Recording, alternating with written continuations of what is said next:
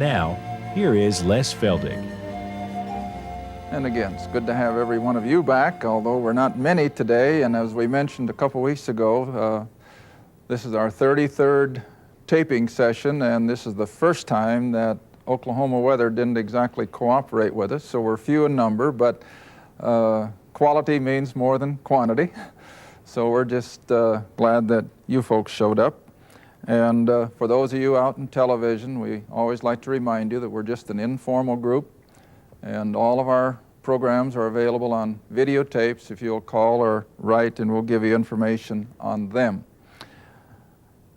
Also, we always like to invite those in the Tulsa area to come in for these taping sessions, and if you'll either just call the station and find out the day of the time, or call us. Iris will usually answer the phone. Call us on our 800 number. That, of course, is for those of you in Oklahoma.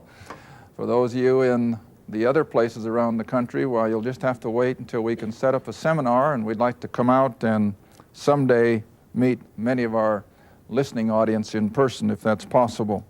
All right, now, again, we want to get back to where we left off, here in the horsemen of the apocalypse in Revelation chapter 6.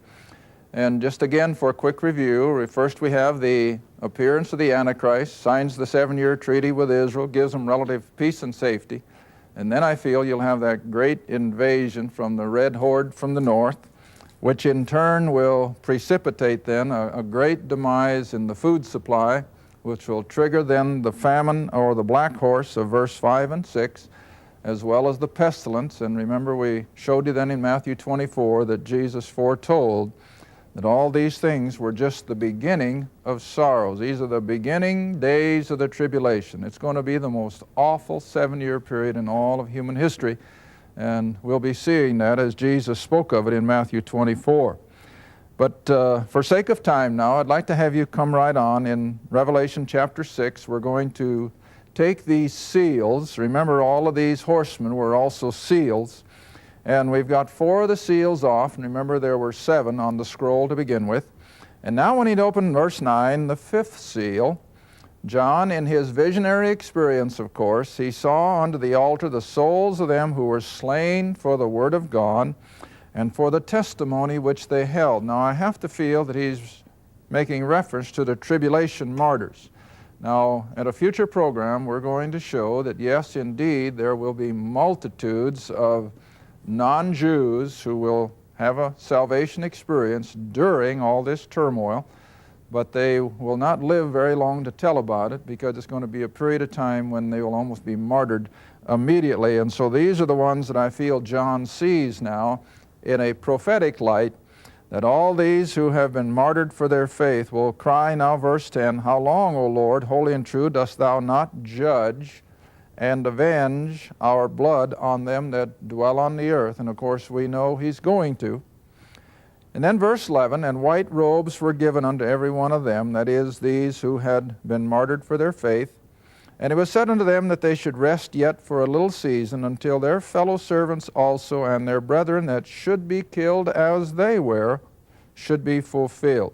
Now that's all part of the 5th seal.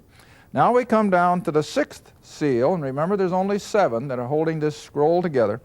Now the 6th seal, and remember Christ is the one who is opening it in order to be able to read that mortgage, so to speak, and pay it off. Now remember, we're going back to that scroll that was in Revelation chapter 5. Now verse 12, And I beheld, and when he had opened the 6th seal, lo, there was a great earthquake. Now remember in Matthew 24, that was one of the things that Jesus mentioned, that there would be famine and pestilences and earthquakes in diverse places. Now we're already seeing a tremendous increase in earthquake activity. I think you're all aware of that. It's up in the thousands of % increase in the last 20 or 30 years. And there are so many earthquakes taking place on the planet every day that the media doesn't even bother to report them. I think one day last week I read in one of the daily papers that there were, I think, 3 or 4 earthquakes, not huge, but something like 4.6 and 5 on the Richter scale. And in various places. There was one in China, and I think there was one up in southern Russia, and one in Iran. but they're taking place every day. And this is contrary to history. It hasn't been that way. But here we come now in verse 12, and we're approaching now the midpoint of this 7 years. We're about at the end of 3.5 years as we get to the 6th seal. And lo, there was a great earthquake. And the sun became black as sackcloth of hair, and the moon became as blood. Now, all you have to do is know the circumstances. We know that when there's tremendous earthquakes, there's more than likely volcanic eruptions as well. And as we know from the past, volcanoes can literally spew out so much dust into the atmosphere that the sun indeed can almost be blocked out and so forth. So I think that's all we have here. It isn't that God all of a sudden is going to blacken the sun per se, but as a result of these activities on the planet, the sun will become almost like we've already seen it at times, just like a little red glow. And the moon became as blood, again because of all the pollution that has been blown into the atmosphere. Then verse 13, remember that this is God dealing primarily with the nation of Israel, as we showed in our closing remarks. Jeremiah said it's the time of Jacob's trouble. And as I've pointed out over the years, and for those of you who have been following now from Genesis on, that whenever God was dealing with Israel in the land, the supernatural was commonplace. Remember that? Beginning when Moses went into Egypt, the plagues, they were supernatural events under God's control. The opening of the Red Sea, supernatural. And the life of Samson and his escapades, supernatural. And the appearance of the angelic host at Christ's birth, supernatural. The opening of the prison when Peter was in prison by the use of an earthquake, what was it? Supernatural. And so this is what I'm talking about, that when God is dealing with the nation of Israel, as He will be now in these 7 years, we're dealing with the supernatural almost every day. Things that are beyond the ordinary. And so now in verse 13, we even have cosmic disturbances, where the stars of heaven fell unto the earth, even as a fig tree casteth her untimely figs when she is shaken of a mighty wind. And heaven departs as a scroll when it is rolled together, and every mountain and island were moved out of their place. In other words, tremendous worse. Verse 15, now even the rulers, the men in high places are getting shook. And the kings of the earth, and the great men, and the rich men, and the chief captains, and the mighty men, and every bondman, free men, hid themselves in the dens and in the rocks of the mountains, and they actually plead for death. And they cry, fall on us, and hide us from the face of him that sitteth on the throne, and from the wrath of the Lamb. Now you see, for the last 1900 and some years, mankind has not seen the wrath of God. Now we know there's been a lot of calamity. We know there's been all kinds of already earthquake activities and wars and famine and so forth, but that has never been the wrath of God. I've always maintained that the things that come on the human race that plague us are not acts of God's wrath. They are rather God permitting Satan to bring suffering and turmoil to God's creation. God is not in the business tonight of pouring out His wrath. He's a God of grace tonight. His grace, Paul says in Romans chapter 5, that where sin abounded, what's always greater? His grace abounds even more. But see, grace has ended now. That has ended with the outcalling of the church back there at the before the tribulation began. But now you see, we're seeing the wrath of the Lamb being poured out. Verse 17, and it's repeated twice in 2 verses. For the great day of His wrath is come, and who shall be able to stand? Now, I won't take time to go back and look at it, but do you remember Psalms chapter 2? We've used it so often coming up through the Old Testament, that after mankind, Jew and Gentile, have rejected the King, and they're going to go into a period of perplexity and derision, and that's where the world is tonight. They don't know which way to turn. And then what does the next verse say in Psalms chapter 2? And then he shall pour out upon them his vexation and his wrath. See, it's no longer the age of grace. All right, now all these events then take us up to the midpoint of this 7 years. We've had the appearance of the Antichrist. We've had the permission, if I may use that word, for Israel to go back into temple worship. She's going to go back under the law, you might say. And of course, she's getting closer to that all the time. And then we have the great invasion from the north. And I should have made a comment on that I didn't have time. I know there are those. In fact, let's just back up, because I don't like to skip something, and just because the half hour runs out. Go back to Ezekiel, if you will, just a second, because it's a point that I think I want to point out, because it is the main argument to those who feel that this great invasion has to take place before the tribulation begins because of a 7-year element. And so that reason I want to take you back. Back to Ezekiel 39. And as a result then of this great destruction of the armies of Russia on the hills of Israel, verse 9 of Ezekiel 39, see, we ran out of time last week, and I neglected to think of it when we started this program. But now verse 9, and they that dwell in the cities of Israel shall go forth and shall set on fire and burn the weapons, that is, the residue of these great armies, both the shields, but in our present time, he would have had to say, and their artillery, and they shall burn them. And they shall spoil those that spoil them, and rob those that rob them, saith the Lord. And it shall come to pass that day that I will give unto Gog a place there of graves, and so on and so forth. Verse 12, 7 months shall the house of Israel be burying the dead. And then when you finally come down to verse, oh, now I'm not seeing it. It's going to take a period of 7 years.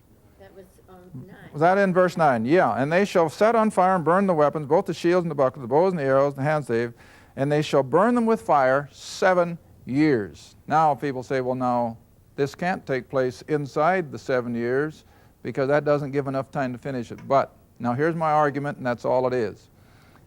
All the way through chronology of Scripture, and this really threw a curve at people for a long time, the Bible always ascribes a whole year to anything that covers a part of a year. In other words, if it's said that a king ruled 10 years, or if a king ruled 10 years and 1 month, the Bible would say he ruled 11 years. And so if we take that rule of thumb into effect here, if this great invasion would take place, say, in the 10th month after the Antichrist has signed that treaty, and there's still 2 months left in that first 12 months, then the Bible could refer to it as a full year. And so this is exactly how I like to look at it, that shortly after the Antichrist has signed this treaty, within, I think, the first 12 months, we'll have this great invasion, this destruction of the northern armies, and then they still have, in biblical chronology, 7 years to still burn the weapons. Now I got to make another comment on that burning. It may be out of date, but again, you never know. Way back in the late 60s, when we were still living in Iowa, I remember that there was a little news item in the Des Moines Register, which was the paper of choice at that time, that a Dutch scientist had perfected some sort of a process where he could actually make wood a better armor than steel. Now think about that for a minute. It's almost unbelievable. But he could make a wood product that would actually repel shells and so forth more than steel. And it was very economical, and so the Russian army just gobbled that thing up. And I remember when I first read it, I took it with a grain of salt because, you know, like Iris always says, people can write anything. They can just say anything.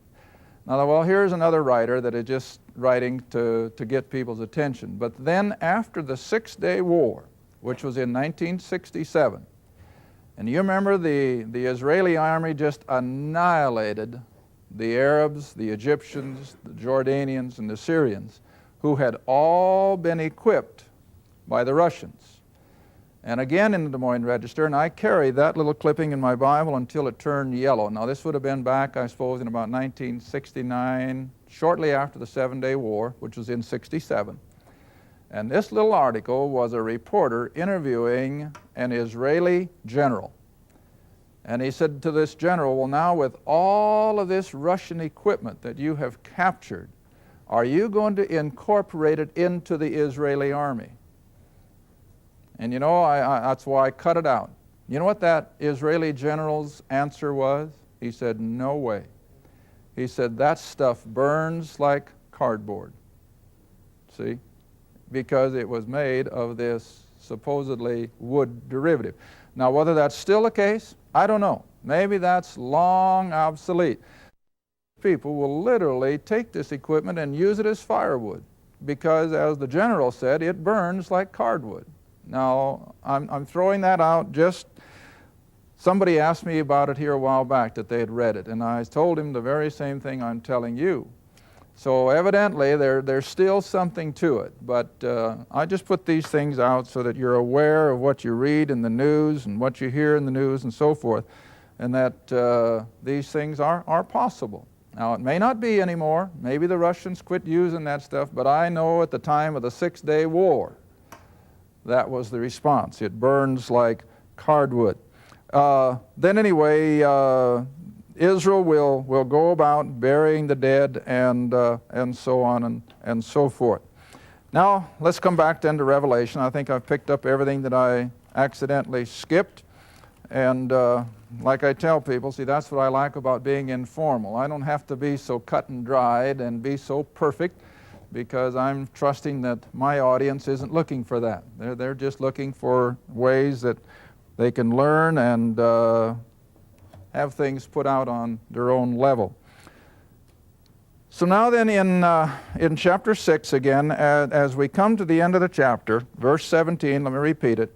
For the great day of his wrath is come. Now always remember this, that the Bible does not refer to the tribulation as being the actual wrath of God until the last 3.5 years.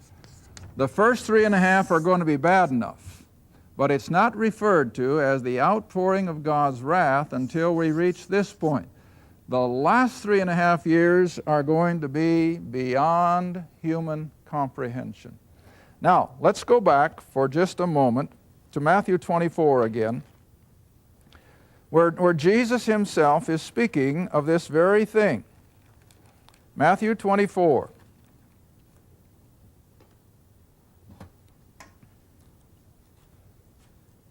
Come back to where we left off in verse 8. All these things that are taking place, the appearance of the Antichrist, the great invasion, the tremendous loss of life, 1/4 of the world, and all the attending pestilence and famine. Remember, he called in verse 8 the beginning of sorrows. It's not the wrath of God yet. Now verse 9.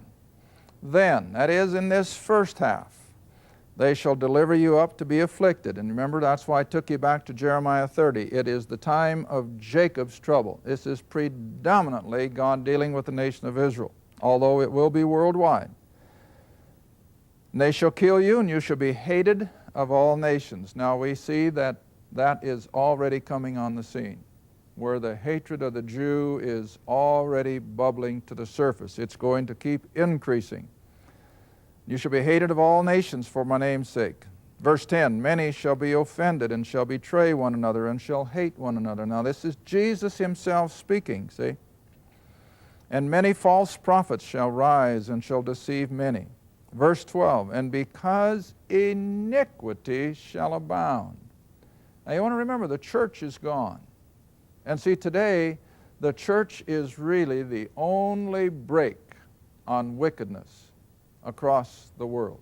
It's the Christian influence that still holds things in check. That reservoir suddenly just washing down that riverbed, taking everything in its wake. I think that's going to be the picture of iniquity and wickedness that will break loose as soon as the church is removed. I'm talking about the true church. All right? Verse 13. Here's a verse that has been twisted and lifted out of context and mistaught, I think, all too often. But he that shall endure unto the end, the same shall be saved. Now, we're not talking about salvation here. This is not salvation. We're talking about a physical surviving. And now let me take you back to Isaiah. We'll come to this again later, but for now, just turn to Isaiah chapter 24. Isaiah chapter 24. And this is exactly why Jesus said what he said, that to those who are fortunate enough to have come through this whole 7 years, they will see the light at the end of the tunnel. Now you got Isaiah 24, and you can just begin at verse 1, and we'll run off rather lightly here, and for sake of time, behold, the Lord maketh the earth empty, and maketh it waste, and turneth it upside down. Now we're dealing with the tribulation here. And it shall be as with the people, so with the priest, and so on and so forth.